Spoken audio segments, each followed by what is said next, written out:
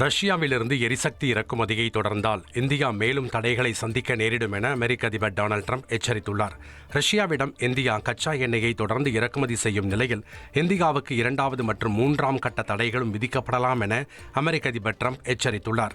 ரஷ்யாவுக்கு எதிராக அமெரிக்கா எந்த நடவடிக்கையும் எடுக்கவில்லை என்ற செய்தியாளரின் கேள்விக்கு பதிலளித்த ட்ரம்ப், சீனாவை தொடர்ந்து ரஷ்யாவிடம் எண்ணெய் வாங்கும் இந்தியா மீது 2ஆம் நிலை தடைகளை விதித்தது ஒரு நடவடிக்கை இல்லையா என்று பதில் வினா எழுப்பினார்.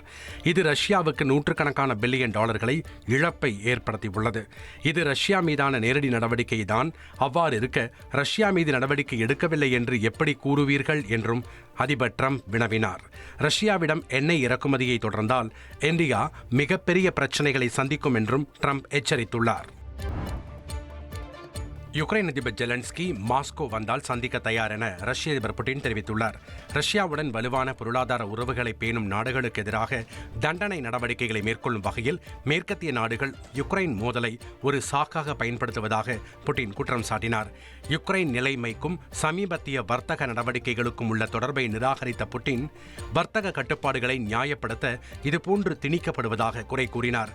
யுக்ரைன் அதிபர் ஜெலன்ஸ்கி தயாராக இருந்தால் அவர் மாஸ்கோவிற்கு வரலாம் என்று தெரிவித்த புட்டின், சந்திப்பு அர்த்தமுள்ளதாக இருக்க வேண்டும், நன்கு திட்டமிட்ட ஆக்கப்பூர்வமான விளைவை உருவாக்குவதை நோக்கமாக கொண்டிருக்க வேண்டும் என்றும் குறிப்பிட்டுள்ளார்.